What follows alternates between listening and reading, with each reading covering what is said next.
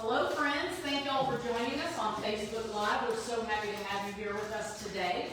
We've got an amazing presentation from our dear friend John Hart. So I'll be following up with everyone in an email after all of this so that you can have the direct link for our YouTube video so you can rewatch it as much as you would like as well. Thank y'all for being here. We appreciate you. We just got to go over a few little things. It's become such a community event, y'all.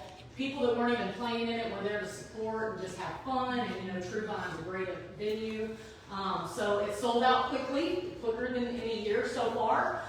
Huge thanks. It's kind of a little blurry, sorry about that, but we couldn't have done it without our amazing sponsors, Republic Services, Meat Plumbing, Delic, Advantage Roofing, Private. I mean, there was just so many this year that participated, and like I said, it's growing every year. So, Michelle, did we already do the link for next year's, or are they already able to register? I believe they can register early bird pricing because the prices will go up next year because everything is going up. It's in demand, which is a great problem to have. So be on the lookout for that.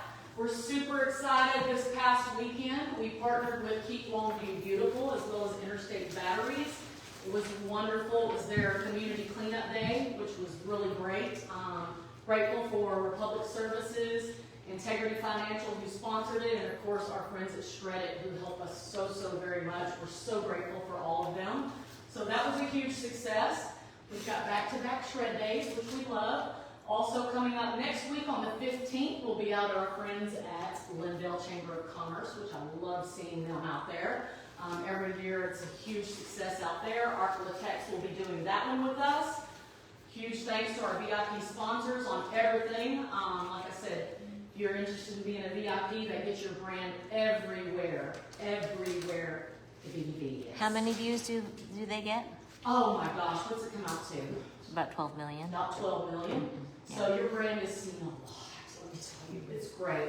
And everything too, not just billboards but press releases. I mean, it's just everywhere. So if interested, let me know. This is the one we're super excited about. We just keep getting sponsors, which is wonderful. This is our first year to do this. We're partnering with Anwar at Tyler Indoor Pickleball. It's going to be a blast on November 7th. We're already we've only got about 10 spots left. So if y'all are interested in that, please make sure to sign up. Again, thanks to our amazing sponsors, Horizon Health, Back 9, Advantage Roofing, Republic Services, B&L. I mean, it's just boom. And to our VIPs again. Woo! November, we've got Jacksonville Shred Day. We love it out there at UT Health Olympic Center. We partner with the city every year on this. So if y'all are in that area, bring it on. Like Pam, bring your Pam, stuff tell on. everybody. Yeah. Yes, and Shred It's partnering with us. I like that because Architects and Shred It, I love it. But we partner with both of them, so it makes it very convenient for everyone. Next month's the last Lunch, Learn, and Lead of the year. I can't believe this year has flown by so fast. We are super excited to partner with Texas Bank and Trust on this. They are presenting on how fraud impacts you and your business, which is so very important. So make sure you get registered for that. Again, I'll follow up with everything in an email and with a direct link to make it easy for y'all to register on that. And I knew I had it. I was like, and this is our dear friend, John Hart, who's presenting. We need to say a huge thank you to our friends at Origin Bank for sponsoring this Lunch.Learn.Lead. We really appreciate you. Let me go back. Oop. Okay, so I'm going to do the introduction for John. We love some John Hart. Here we go. Boom. Okay, bio on John Hart. I love it. I told him, I said, can you make it? Because he's got so many accolades. It's just crazy. So here we go. This is what he came up with, and I love it. For more than 2 decades, John Hart grew and provided leadership for Greater Texas Capital Corp. Under his direction, GTCC grew from a small local enterprise to one of the largest, most successful organizations in their industry in Texas. Wow. They have been named the top producer of SBA 504 loans in the Dallas district of the SBA for the last 7 of the last 8 years. That's amazing. And are annually one of the top producers in the 5-state SBA region. John recently stepped aside as president of the company to restart his previous consulting business, Source Funding, which is amazing, which provides assistance to small businesses, lenders, and nonprofit organizations to source both loan and grant funds for operations and growth. Prior to joining GTCC in 1999, John owned and operated Source Consulting Partners, BBA, source funding, assisting banks and borrowers in screening, packaging, and placing government-guaranteed loans. So awesome. Prior to becoming involved in SBA lending, John worked as a CPA for several national and regional CPA firms, and also owned and operated his own CPA practice for 12 years. Wow. Specializing in small business clients and nonprofit organizations. John is a native of East Texas, Gilmer, and earned a BBA in accounting at Texas Tech University. John has extensive experience in both for-profit and the nonprofit arenas, serving for many years and in many capacities in Tyler and East Texas and Dallas-Fort Worth area. His commitment to his industry and his community is evidenced by his leadership and service to many civic and professional organizations and economic development groups locally, regionally, and nationally, and as a fellow Rotarian with me. Thank you for that. Ladies and gentlemen, Mr. John Hart.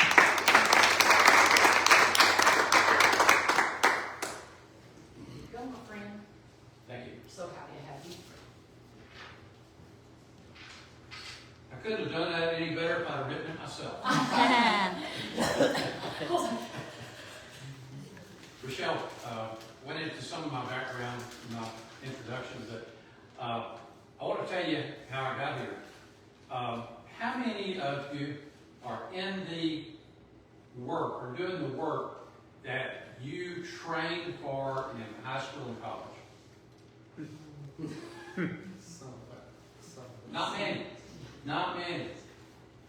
We all are subject to changes in our business endeavor, and I'm one of those people. I was going to be a CPA, and I did a lot of work in my early years with Ernst & Ernst. You ever heard of them? Had a couple of local CPA practices here in Tyler, and in all of my stops, I did a lot of bank work, bank auditing, director's exams, things like that. I started my own practice, and it's hard for a sole practitioner to do bank work. You got to have a big staff to do bank work. So I shifted my emphasis to small business. And I was one of these hands-on CPAs. I assisted my small business in everything that they did, from their financial statements, their tax returns, their estate planning, their tax planning, and in many cases, their banking relationships. And I built a fairly sizable small business CPA practice. And in the mid-'80s, and I don't think any of you in here, well, a couple of people over here, maybe one in the back, in the mid-'80s, what happened to the banking industry in Texas and nationally? Every bank in Tyler, Texas, except one, either failed or was taken over by RTC or FDIC or a holding company bank to bail them out. I had a number of small business clients at that time who had what's called mini-perm loans. Laura, you know what a mini-perm is, don't you? Yes. Yeah, it's a long-term asset financed by a short-term loan, okay? So all of the banks had the same problems. So when those loans came due, they were telling their clients, we can't renew your loan when it comes due. We need you to pay it off or move it to another lender. Well, nobody would take those loans. And I had some clients that I was the last stop before the bankruptcy court, you know. So I reached out and started investigating the programs of the Small Business Administration. And one at a time, I took my clients and then other clients that referred to me to Dallas and placed them with the largest SBA lender in the state. In fact, I did enough of that the lender in Dallas sent some staff to my CPA office, and I had a few employees, to teach us how to package and broker small business loans, SBA loans. One thing led to another, and I started getting referrals from Longview and Jacksonville and Palestine and Gilbert and all over. And I looked up 4 years later, and I was doing as much small business loan work as I was doing CPA work. So I called my old boss, Brian Wilbur, and I said, Leon, would you like to buy my CPA practice? And he said, sure, I'll buy it. It was in February. He said, do you want to talk about it after tax season? So I said, no, I want to talk about it right now. And within 2 weeks, I sold my CPA practice. And fortunately, my wife was gainfully employed. And I've been full-time in the SBA loan consulting business ever since. And I have been in a position where I call myself the entrepreneur's cheerleader. Because I love entrepreneurs, I love small business, I love business owners that will take a risk and stick their neck out and do something they've never done before. And it's just a joy to me. It's almost like a ministry to me to do that. Well, I went to work in 2000 for Greater Texas Capital Corporation, and I was president of that company for about 17 years. And I went out and found my successor. I brought him in, I trained him, I mentored him, and in 2019 actually, December, I retired from Greater Texas Capital. But I wasn't ready to quit yet. I had knowledge, I had experience. So I brought that old company that Michelle told you about, Source Funding, out of the closet, and I was going to be a one-man loan consultant. God laughed, okay? Because that's not what happened. I opened my business in January 2020. Who knows what happened in February, March 2020? Oh, some little thing.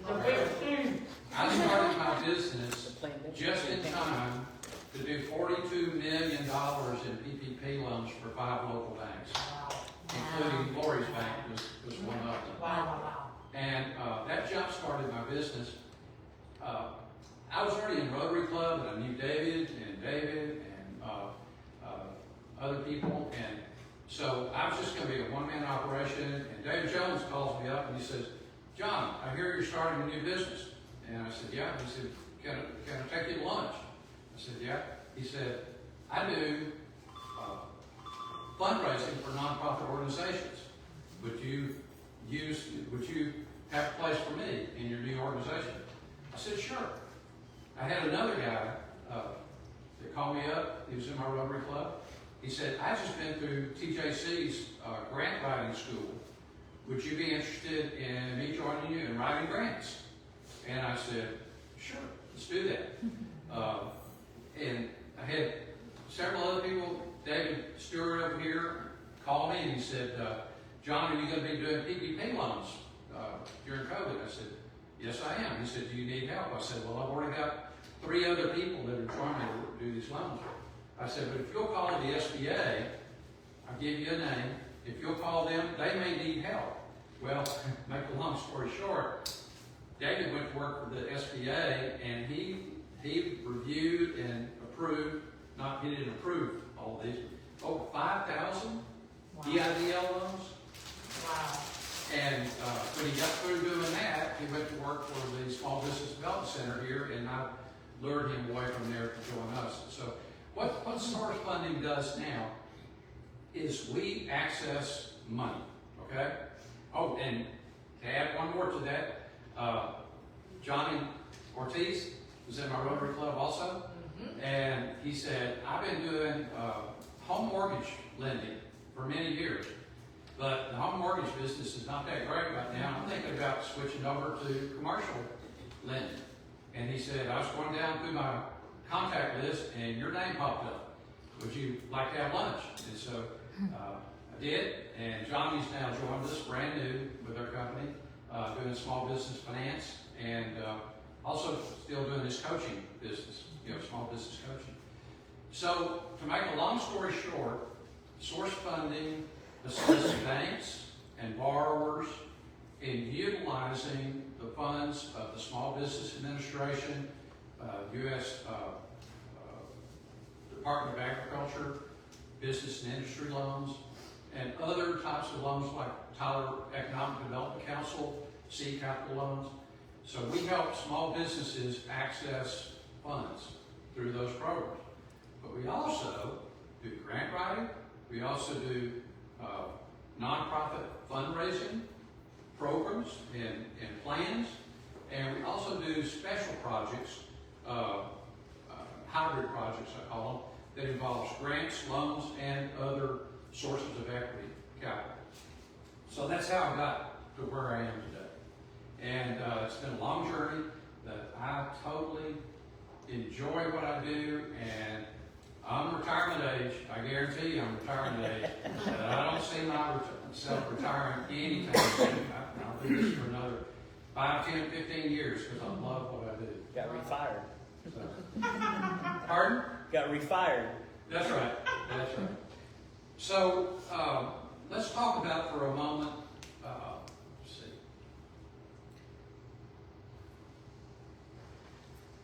What types of business capital does your business need? There are basically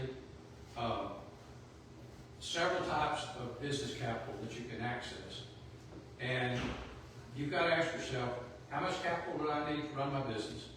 And 2, what amount of capital do I need to be successful? Those are 2 questions that every small business needs to ask themselves when they start business. What is the number one reason that small businesses fail in the U.S.? Run out of money. Yep. Undercapitalization. You don't have enough money to make it through the down times and the hard times, and you throw up your hands and you quit, okay? So anybody that's going to start a business, that's the first thing they should look at.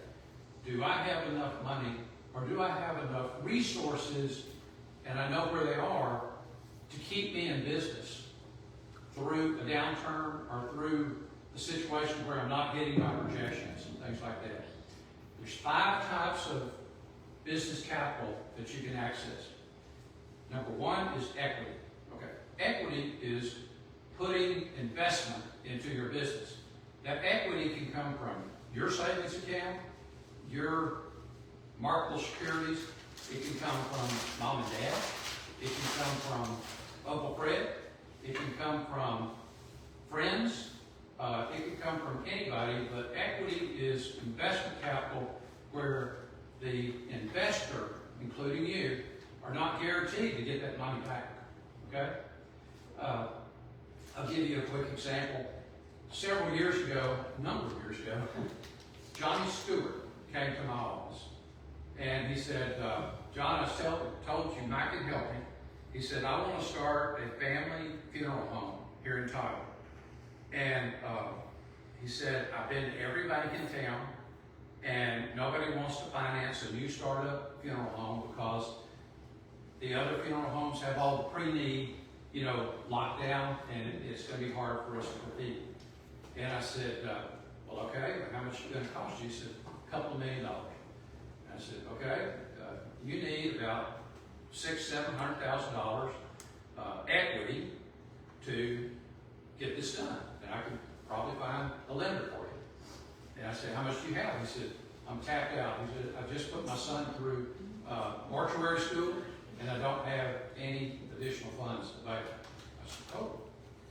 I said, do you have family and friends that would like to see you do this? And he said, yes. He said, everybody wants me to do it. I said, would they invest money in your business? He said, maybe, I haven't asked him. And so I got with Tom Brown, who's an attorney here in town. We put together a private offering, and he went out, and I told him, you need to raise $600,000 to $700,000. When you do that, come back to see me, and we'll start your loan process. Most of the time, when I tell people that, I never see them again. Okay? 6 weeks later, Johnny Stewart came back in my office. He said, okay, I've got my investment money. What do we do now? And he raised I don't know exactly, $600,000 to $700,000 $25,000 to $50,000 per investor, by giving them 1% of his business for $25,000, and then they carried a second subordinated loan for another $25,000, and the rest is history. You've seen Stewart Family Funeral Home out there. It was a success. That loan is the biggest indicator of what you can do with equity, because he had to have that equity to make that work. Second is conventional debt financing. Those are provided by banks, credit unions, savings and loans, and various other types of conventional lenders. Among that is credit cards. Okay, I've had so many businesses that started out with credit card debt. You know, that's how they started their business, and they get to go in a year or two later. We can do an SBA loan, pay off their credit cards, and keep them going. But conventional debt financing is what Lori and Orchard Bank and everybody else in town does. And it's a really good source. The third thing is asset-based loans, financing. Asset-based means that you use your accounts receivable and inventory and pledge your accounts receivable and inventory to borrow credit line money to finance your business. And that's pretty normal. Some people call it factoring. Some people just call it credit lines. And then the last area is assisted or guaranteed lending, which I will get into later. And that's what we do mostly, is government guaranteed lending. What does it take to get a loan? And I'd probably be best if I call Lori out here to tell you what it takes to get a loan. But I won't. Okay. It takes 5 things, basically, to get a loan. So if you're going to go to the bank and apply for a loan, you need to address 5 things. And if you leave any of them out, you may not get your loan approved. Number 1 is equity. How much investment are you putting in the business? And that counts your mom and dad's investment, that counts your friend's investment, your outside investors' investment, but you've got to have a stake in the game. You got to have what we call skin in the game, or a lender's not going to pay much attention to you. Second thing, and it's probably the most important, is repayability. How much debt can your cash flow support? If you've got an existing business, that's based on your historical earnings. You know, is my business making enough to get a $500,000 loan right now and make the payments on it?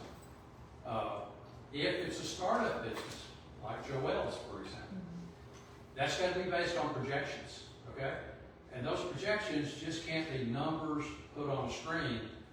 It's got to be numbers backed up with hard data and they're called assumptions, showing how you get your numbers and why you think, or why you're convinced that you will hit those projections.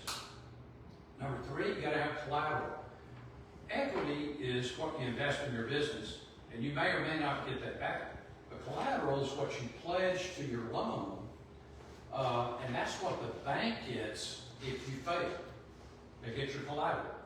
Now, collateral can be all of your business assets. It can be real estate, it can be furniture and fixtures, it can be inventory, receivables, but it can also be a piece of raw land that you own out there.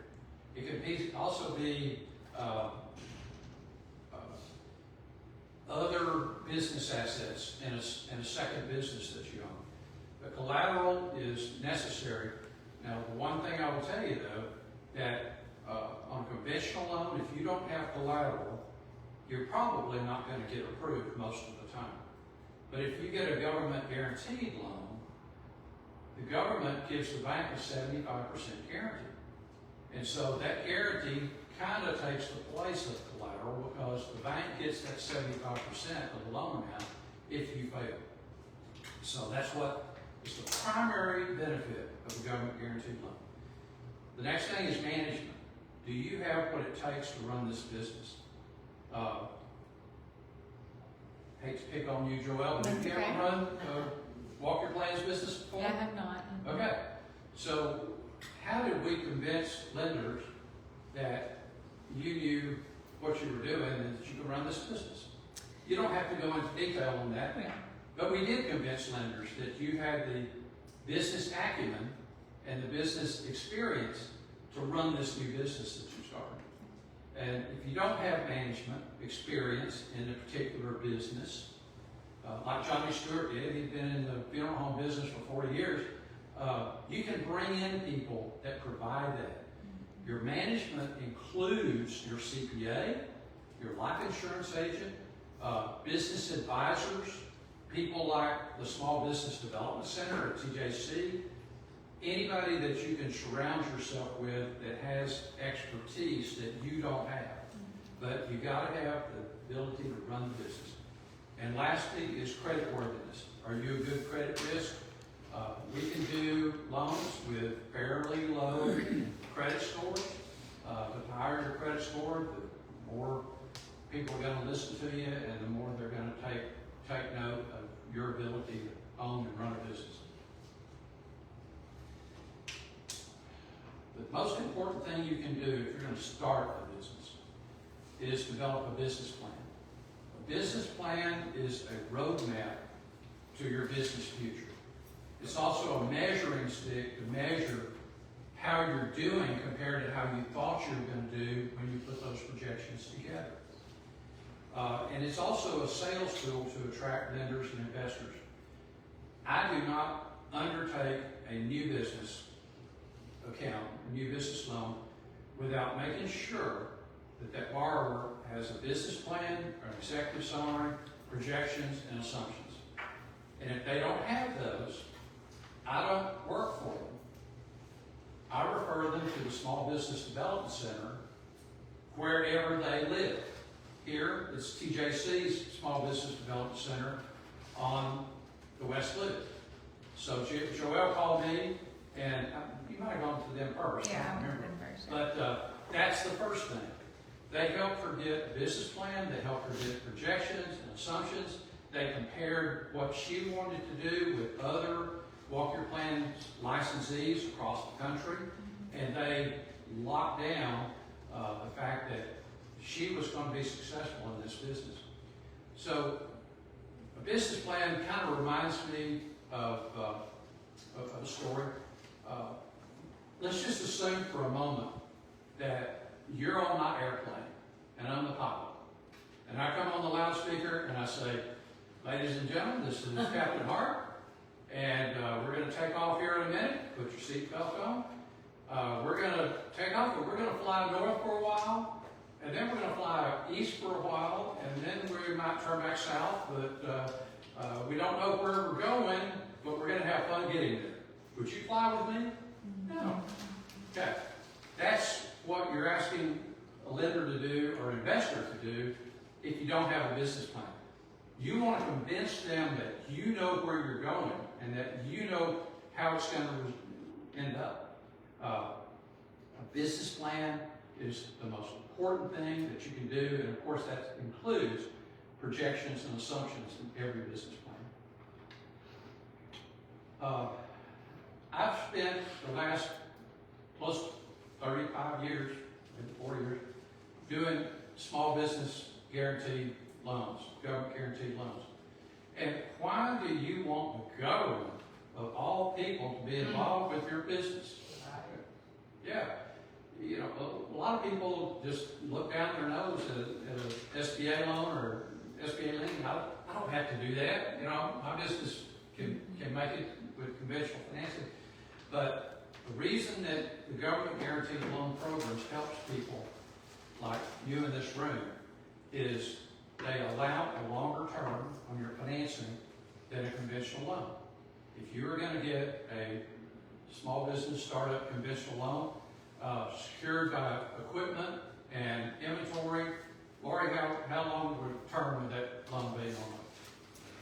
On equipment and inventory? Yeah. Yeah, based upon the life, but, 3 to 5 or 7 years. Yeah, 3 to 5, 7 years. On an SBA loan, you automatically get 10 years. if the agreement, if the bank agrees to that. It requires less collateral coverage. You remember what I said collateral was? That's what the bank gets if you fail.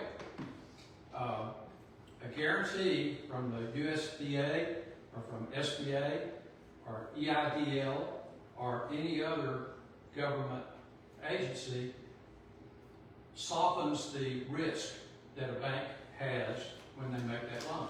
Because they're going to get part of that money back as part of their guarantee. Now, the guarantees on these loans aren't just money that Congress raises from you and gives away to a borrower. And every SBA loan, there are guarantee fees, and those fees are paid on every guaranteed loan. And those fees accumulate, and that's what pays the loan losses that when the banks are reimbursed for their guarantee, when there's a business failure. So, next, SBA guarantee loan allows lenders to go outside their normal lending guidelines.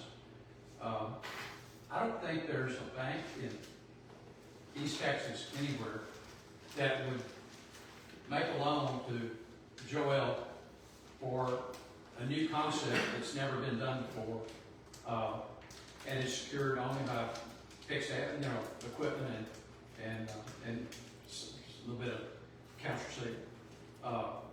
The government guaranteed loans allow a lender who's the business development officer based in Tyler, but the bank is in Mississippi. So this bank in Mississippi goes outside and makes a loan in Tyler, Texas. It allows them to go outside their normal territory, and those guarantees allow them to go outside their guidelines. A lot of lenders right now say, we don't do startups. The only way you can get a startup loan, in most cases, is going to be with a government guaranteed loan. We don't do restaurants. A lot of times, restaurant loans are more risky. That's probably the number one failure of the small loans I've done over my career, is restaurant loans. They come and go pretty, don't they? Sure. Yep. Yeah. But the government guarantee allows them to do that. Next, the SBA is your advocate as a small business. When people do business plans and projections and assumptions, as a former CPA, I can do those. But I don't. I don't ever do those. Why? Because I'm the advocate for that small business. Okay? I've got a conflict of interest in doing that work. I refer them to independent third parties like the Small Business Development Center or their CPAs or a business planner, things like that, to do the business plan and the projections and assumptions. Because I am, as well as the SBA is, their advocate in making sure they're successful in this loan. And the last thing you get is awesome interest rates. There's two SBA programs, and I'll talk to you about that in just a minute. But one of them uses the bond market to provide second lien financing on real estate projects. There's an error in the slide here, and it's my fault probably because I originally put this information together years ago. But right now, on the second lien on a real estate loan, under the 504 loan program, you can get a 6% fixed rate for 25 years. That's pretty darn good.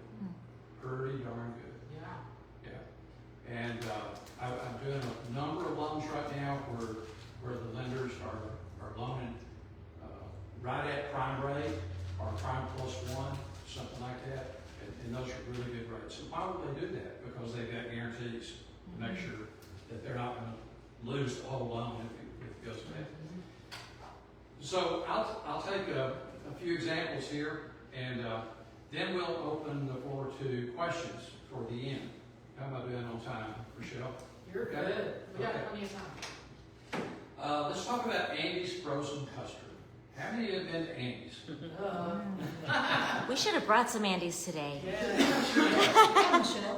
Sorry. So, two couples moved from Springfield, Missouri to Tyler, Texas to open a Andy's frozen custard franchise. it's only the 5th franchise for that company. And so it's not a proven commodity. It's very successful in Springfield, Missouri, and Little Rock, Arkansas, but who knows what a market like Tyler is going to do on that line.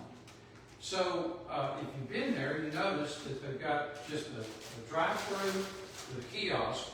There's no inside seating, there's no outside seating, and the total project was about, let's say, $1 million. It was a little over $1 million. So they went to every lender in Tyler. I don't know if they went to you, Lori, or not, but everybody said no. Why?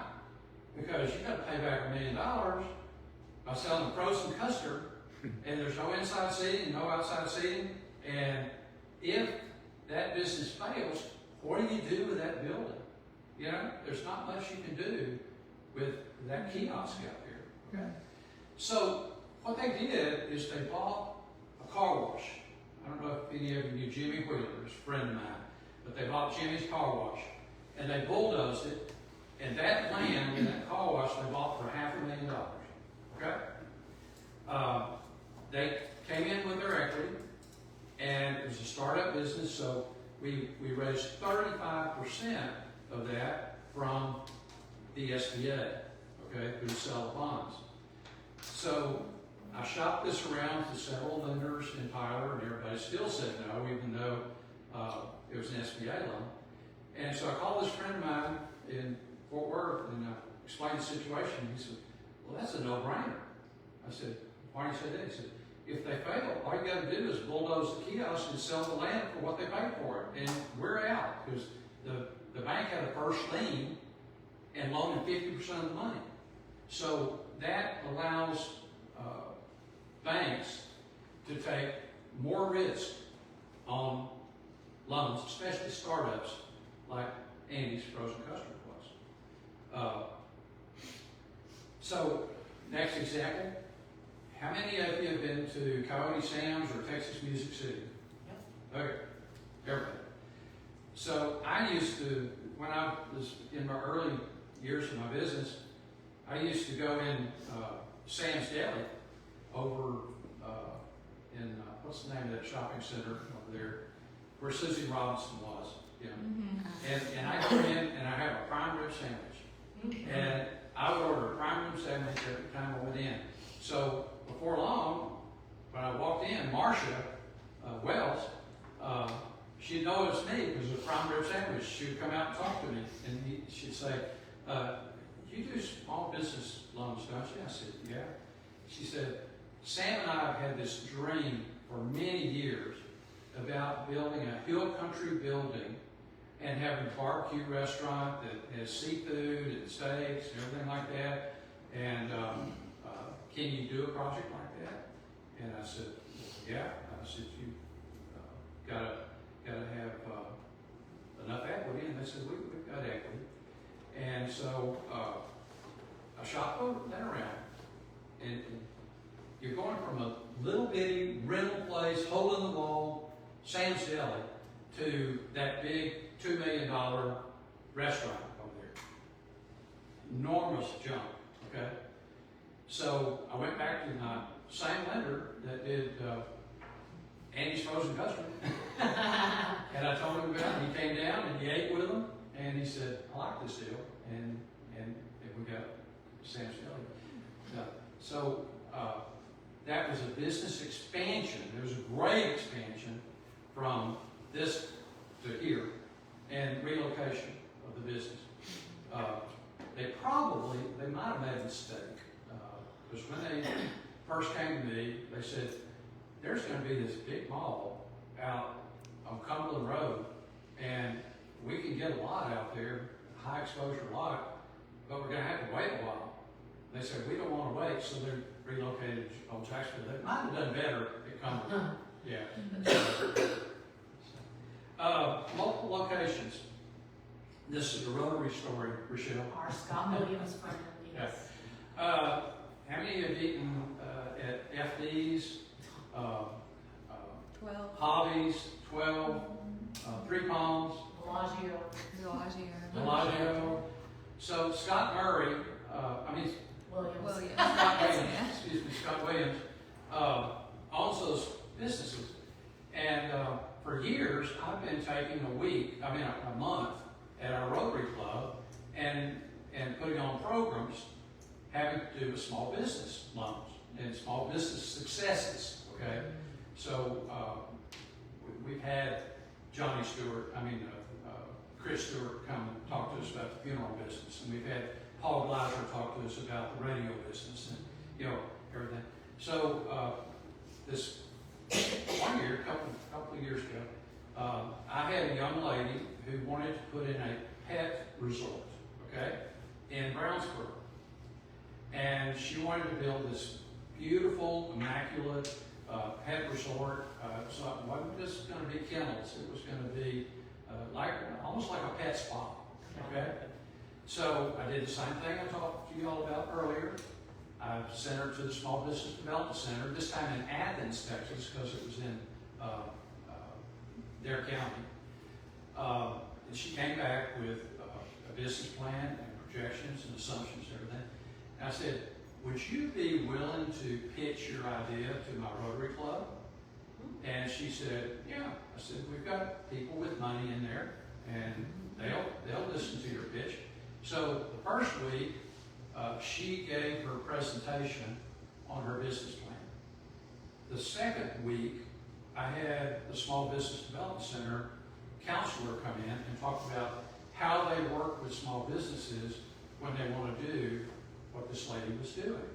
And the third week, I had one of my best national SBA lenders come in and talk about how they decide whether they want to make this loan once they're presented the borrower and the business plan and everything like that.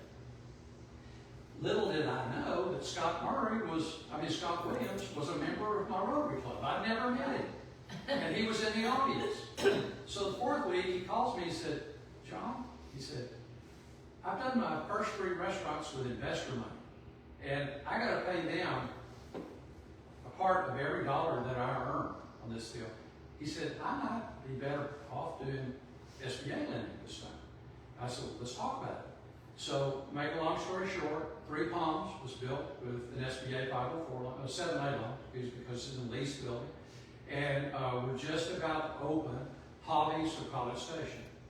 So, I think the highest number of businesses that I've done for one individual was 16 locations. Nice. With SBA, up to $5 million total, you can keep going and going and going and go back to the well and keep on borrowing for new projects all the time. I'm hoping we do something similar with Walk Your Plans. And that's the next example on my list here. Joelle went to the Small Business Development Center here, and she said, I found this concept that I think is fantastic. I'll let her tell you just a little bit about it real quick. Yeah. So actually I have a meeting at McKinney Custom Homes because I quit my banking career. I worked at Southside for 10 years, and then I was in private wealth management for several years after that. But decided I wanted to leave, and I started doing a custom build and project management with McKinney Custom Homes.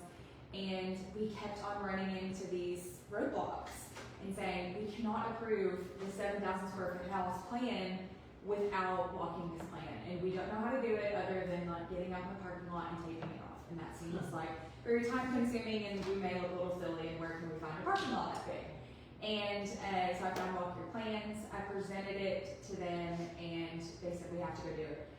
I said, well, there's not that here. And my girlfriend looked at me and she said, sounds like something you should be doing. And so we kind of delve in from there, and now we're going to be able to help people who are building custom homes, or not even custom homes, but just you buy a plan offline and feel confident about their decisions before they put sticks up and spend the most money they probably ever spent on their personal investments. That's a great idea. It really is. Fantastic concept. In fact, her counselor at the Small Business Development Center is looking at buying the College Station location to build a business, Walk Your Plans business for his children, for his son and daughter-in-law. So Joelle told her what do you call the guy at Walker Plans, the business development Oh, yeah, officer the there, Sierra, yeah. about me Yeah. and about Tiffany at People's Bank. And he called me and he said, can I put you on my vendor list for small business loans? And I said, yeah, I don't know how many I can handle, but yeah, we'll sure look at them. So now we're looking at loans in Northwest Arkansas, New Jersey, Indianapolis, Indiana, Las Vegas, and Virginia. He said they got 47 prospects in their pipeline. Yeah, So, signing licensees, yeah. yeah, we're not going to do all of those. I guarantee you that. But we'll do a number of them. And so we do a lot of franchises. Franchises give a lender more comfort about the validity or the success of that small business. So when you do a Nukes sandwich shop, they can look at all the other Nukes that have been done, and they can look at the SBA history with Nukes and determine how many Nukes SBA loans there's been and what's the performance of those loans. And so we do a lot of franchise loans. So that's pretty much it. I feel a little bit guilty for promoting my business, but I really don't have a conflict of interest because, to my knowledge, there's nobody else in East Texas that does what we do. There's nobody out there. So with that, I'll take questions. And Don't there's feel no guilty about questions promoting that aren't no questions that are too dumb to ask. Yeah, Michelle. So, I think last year was her name Joelle that was with us from Source Funding. Was that her name? She came to speak to us. It wasn't Joelle. I can't think. Anyway, she did a great Judy. job. It was Judy, Judy. there you go. She did a great She's one of job. my partners. Yes, she did a And wonderful she job. she founded Greater Texas Capital Corporation. And she ran it for Really? 5 years and then recruited me to take her job because SBA wouldn't let her work for 2 government agencies. Oh, she was great. She was great. You've done an impeccable job as well. But here's where I'm kind of lost. I was a little confused. Back during Harvey, I lived on the lake. 3 feet of water in my condo, lost everything I owned. Now I was renting the condo. FEMA came out. I'm not being ugly, but such a joke. I hate to say that, but it was a joke. Telling me that I wasn't eligible, if you will, for anything. So they pushed me to do this SBA loan. And I'm like, wait a minute, I'm not a small business. You know, that's my thought process. I'm like, I'm not trying to start up a small business or anything. I just need help with replacing what I've lost. And it was an easy process. It was a wonderful process, but I just didn't, so individuals can get loans, SBA loans? Only disaster loans. Okay, got you. And a flood or a fire or Yes. a hurricane is a disaster loan. Yes. So basically, the government is contracted with the SBA to get that money out to individuals because they've got a process and they've got underwriters to underwrite those loans for people to review them. Just like David reviewed these EIDL loans, that's an economic injury disaster loan caused by COVID. Okay.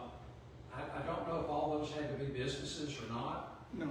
But, yeah, you can get an economic injury development loan if you're an individual, Right. also.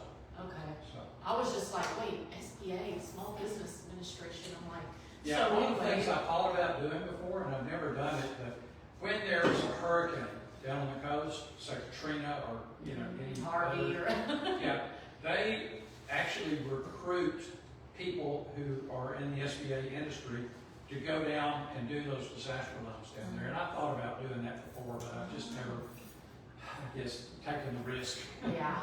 to go do It that. was a mess, but it went wonderfully and was able to at least figure out where I'm going, and I was displaced, and so it was really, Michelle?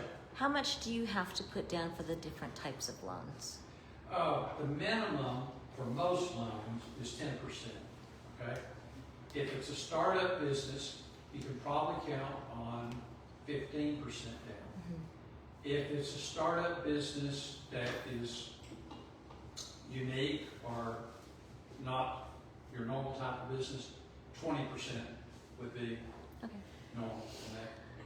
Now, on a 504 loan, which is the real estate loan, Yes. they have very specific guidelines. The norm is that the lender will loan 50% of the project cost. The borrower will come in with 10% if the borrower has been in business for 2 years and if it's not a single purpose property. And then the government will do 40%. Single purpose property is something like a hotel. It can only be used as a hotel. It can't be anything else. We're doing a big loan right now over in Swans Plaza for a franchise called Safe Splash. And so they're going to go in and buy that building where Cantina Laredo was, and they're going to build 2 swimming pools inside that building. Oh. Well, the swimming pool makes that a special purpose building. Okay? So they've got to come in with 20%. The government provides 30%, and the bank that's involved will provide 50%. So when you say real estate, is it just like, so if somebody wanted to go in and they just want to buy rent homes, that does not. No, it's got to be a small business. Yeah. It's the Small Business Administration, not the Small Landlords Association. Gotcha. Okay. Okay. It would be starting a small business and then actually buying the facility. So y'all bought this building Right. in Yeah. conjunction with your. Yeah. Gotcha. So we can do nursing homes and assisted living facilities because there's services with those. That's actually a business. We can actually do mini warehouses because there are services that they provide to their tenants there. But we cannot do apartments, cannot do, multi-family buildings, things like that. Awesome. Yes, Are there prepayment penalties on this loan for 25 years? there are. The 7A loan, which is just the regular loan that can do anything, has a prepayment penalty if the term is 15 years or longer. And that, I think I hadn't looked at it in a while, I think it's 2% prepayment penalty on that. The 504 loan on the debenture, which is the SBA guaranteed portion, the second lien piece, has a 10-year prepayment penalty. If you pay it off in the first year, you pay 1 year's interest. If you pay it off in year 2, you pay 90% of 1 year's interest. And it goes down 80, 70, 60, 50, 40, all the way until it expires in year 10. Some banks will charge a prepayment penalty on the first lien of a 504 loan because they don't want you just coming in and borrowing money from the bank, finding a better deal, and flipping the loan to somebody else. That's not good business to do that. So the swim school that I just mentioned, all of the banks that proposed on that had a 5-year declining prepayment penalty. So If a nonprofit is doing a capital campaign, can they use your services as well? yes, David, tell them just a moment what you do with nonprofits as far as capital campaigns and raising funds for nonprofits. My background has been in higher education for 30-some odd years. So I've done a lot of capital campaigns from scholarships all the way up to multi-million-dollar buildings. And so when it comes to fundraising, we do a lot of consultant work with a potential client to help them understand what their donor base is, what their potential is, what their opportunities are, and then also can help them come up with a plan, i.e. An organization here in the city was wanting to go into a major capital campaign and they wanted to raise $20 million. They had 30 donors in the organization when I met them. Wow. And so it took about 18 months of working with them, but I helped them design a 3-year, 12-year plan. So in other words, 3 4-year capital campaigns to accomplish their $20 million goal. And they're on their way, but it's taking them a long time to get there. Yeah. And so there are, when it comes to fundraising, most of it has to do with realizing what your projects are. And most nonprofits want a lot more money than they've got the ability to get with the donor base that they have. But there are opportunities for grant writing and or donor relationship, donor building, and we'd be happy to sit and talk with anybody who wants to go into a campaign. But it is generally speaking, it takes probably a year and a half of really good planning before you ever start trying to raise money for a nonprofit. And then when you get into the capital funding, you usually have to raise at least 50% of your goal before you ever go public with the fact that you're in your campaign goal. So it's a lot of hard work. Yes. Lots of hard work, takes a lot of equity, time, and effort, and energy. But just like with the small business consulting, there's very few people out there that can assist these nonprofits in doing things like that. So we've done capital campaigns for Camp B, or Timberline Baptist Encampment, Jefferson Historical Museum, and various others. So, yes.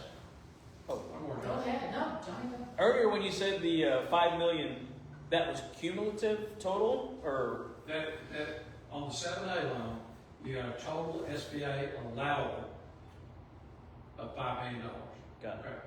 On the 504 loan, that second lien piece, the maximum is $5 to $5.5 million. Now, with the big beautiful bill that just got passed, Trump administration is increasing the SBA available for manufacturing companies only, and they're doubling the amount of SBA money that you can get for manufacturing. So it goes from $5 million to $10 million, either on the 7A loan or the 504 venture. So. Wow. That's way awesome. Anybody else? Great job.